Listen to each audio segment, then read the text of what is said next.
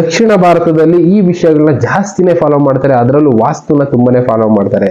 ಈ ವಾಸ್ತು ಅನ್ನೋದನ್ನು ಕೂಡ ಸೈಂಟಿಫಿಕಲಿ ಕಂಡಿಡ್ಕೊಂಡಂತ ಕೆಲವಷ್ಟು ವಸ್ತುಗಳನ್ನ ಇನ್ಕ್ಲೂಡ್ ಆಗಿರೋದೆ.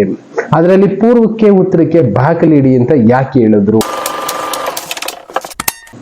ನಮಸ್ಕಾರ ವೀಕ್ಷಕರೇ, ಋಷಿಗಳು ತಿಳಿಸಿದ್ರು, ಯೋಗಿಗಳು ತಿಳಿಸಿದ್ರು, ಈಗ ವಾಸ್ತುನವರು ತಿಳಿಸ್ತಾರೆ. ಏನಂದ್ರೆ ಆದಷ್ಟು ಉತ್ತರಕ್ಕೆ ಇಲ್ಲ ಪೂರ್ವಕ್ಕೆ ಮನೆ ಬಾಗಿಲನ್ನ ಇಟ್ಕೊಳ್ಳಿ ಅಂತ ಹೇಳ್ತಾರೆ. ನಮ್ಮ ದೇಶದಲ್ಲಿ ಮಾತ್ರ ಈ ತರನ, ಬೇರೆ ಬೇರೆ ದೇಶದಲ್ಲಿ ಯಾಕೆ ಈ ತರ ಹೇಳಲ್ಲ ಅಂತ ಕೆಲವೊಬ್ರು ಡೌಟ್ ಬರುತ್ತೆ.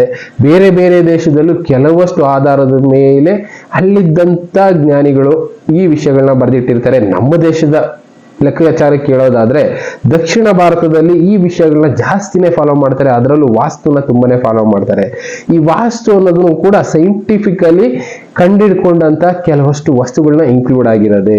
ಅದರಲ್ಲಿ ಪೂರ್ವಕ್ಕೆ ಉತ್ತರಕ್ಕೆ ಬಾಗಿಲಿಡಿ ಅಂತ ಯಾಕೆ ಹೇಳಿದ್ರು?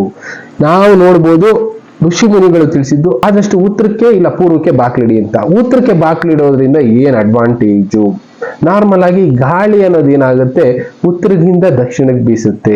ಆ ರೀತಿ ಬೀಸುವಾಗ ಮನೆ ಒಳಗಡೆ ತಂಪಾದ ಗಾಳಿ ಬೀಸ್ಲಿ ಅನ್ನೋದಕ್ಕೋಸ್ಕರನೇ ಆದಷ್ಟು ಉತ್ತರಕ್ಕೆ ಬಾಗಿಲನ್ನ ಇಡಿ ಅಂತ ಹೇಳ್ತಾ ಇದ್ರು. ಇನ್ನ ಸೆಕೆಂಡರಿ ಬಂದು ಮಳೆ ದಕ್ಷಿಣ ಭಾರತದಲ್ಲಿ ಏನಾಗುತ್ತೆ, ಪೂರ್ವದಿಂದ ಪಶ್ಚಿಮಕ್ಕೆ ಇಲ್ಲ ಪಶ್ಚಿಮದಿಂದ ಪೂರ್ವಕ್ಕೆ ಹೊಡೆಯೋದ್ರಿಂದ ಉತ್ತರಕ್ಕೆ ಬಾಗಿಲಿಡೋದ್ರಿಂದ ನಮ್ಗೆ ಮನೆ ಒಳಗಡೆ ಮಳೆ ನೀರು ಬರುವಂತ ಸಂದರ್ಭಗಳು ಇರೋದಿಲ್ಲ.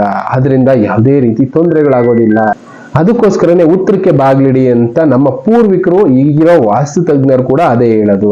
ಅದನ್ನ ಬಿಟ್ರೆ ಪೂರ್ವಕ್ಕೆ ಬಾಗಿಲಿಡಿ ಅಂತಾನು ಕೂಡ ಹೇಳ್ತಾ ಇದ್ರು. ಜಾಸ್ತಿ ಜನ ಪೂರ್ವಕ್ಕೆ ಬಾಗಿಲಿಡಿ ಅಂತ ಹೇಳ್ತಾರೆ. ಈಗ ಎಷ್ಟೋ ಜನ ಬಾಡಿಗೆ ಮನೆಗೆ ಹೋಗೋರು ಕೂಡ ಪೂರ್ವಕ್ಕೆ ಬಾಗಿಲಿದ್ಯಾ ನೋಡ್ಕೊಂಡು ಹೋಗ್ತಾರೆ.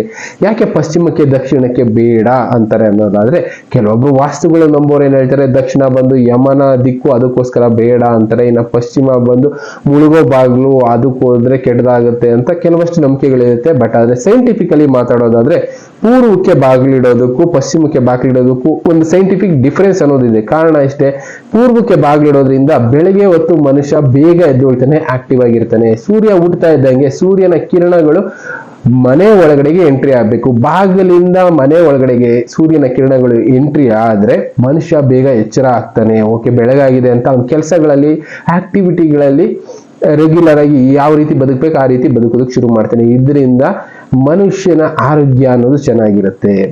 ಪಶ್ಚಿಮಕ್ಕೆ ಬಾಗಿಲಿಟ್ರೆ ಏನಾಗುತ್ತೆ, ಸೂರ್ಯನ ಬೆಳಕು ಅನ್ನೋದು ಬೆಳಗ್ಗೆ ಹೊತ್ತು ಅಷ್ಟು ಬೇಗ ಬೀಳೋದಿಲ್ಲ, ಮನುಷ್ಯ ಎದ್ದೋಳೋದು ಡಿಲೇ ಆಗುತ್ತೆ. ಇದರಿಂದ ಆರೋಗ್ಯದ ಮೇಲೆ ಕೂಡ ಪರಿಣಾಮ ಬೀಳುತ್ತೆ.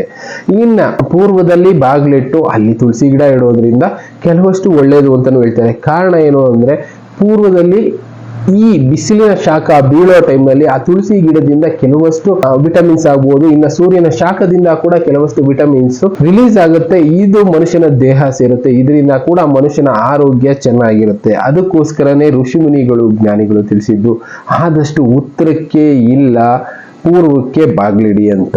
ಪಶ್ಚಿಮಕ್ಕೆ ಇಟ್ರೆ ಸ್ವಲ್ಪ ನಮ್ಗೇನು ಅಂತ ನೆಗೆಟಿವಿಟಿ ಈ ತರ ಎಲ್ಲ ಆಗುದೇ ಇರ್ಬೋದು, ಬಟ್ ಆದ್ರೆ ನಮ್ಮ ಆರೋಗ್ಯದ ಮೇಲೆ ಪರಿಣಾಮ ಬೀರುತ್ತೆ. ಕಾರಣ ಇಷ್ಟೇ, ಸೂರ್ಯನ ಬೆಳಕು ಅನ್ನೋದು ಬೀಳೋದು ಕಡಿಮೆ ಆಗುತ್ತೆ. ದಕ್ಷಿಣಕ್ಕೂ ಅದೇ ತರನೇ. ಈ ತರ ಕೆಲವಷ್ಟು ಸೈಂಟಿಫಿಕಲ್ ರೀಸನ್ಗಳನ್ನ ಇಟ್ಕೊಂಡೇ ಋಷಿ ಮುನಿಗಳು ತಿಳಿಸಿದ್ದು. ನಾವು ಯಾವ್ದನ್ನ ಫಾಲೋ ಮಾಡಬೇಕು, ಅದರಿಂದ ನಮ್ಮ ದೇಹ ಆಗ್ಬೋದು, ಮನಸ್ಸಾಗ್ಬೋದು ನೆಮ್ಮದಿಯಿಂದ ಇರುತ್ತೆ. ಆದಷ್ಟು ಇಂಥ ವಿಷಯಗಳನ್ನ ಫಾಲೋ ಮಾಡಿ ಅಂತ ತಿಳಿಸಿದರೆ ನಾವು ಅವನ್ನ ಫಾಲೋ ಮಾಡೋದಕ್ಕೆ ಪ್ರಯತ್ನನಾದ್ರೂ ಮಾಡೋಣ. Thank you. ಮತ್ತೆ ಸಿಗೋಣ. Good by.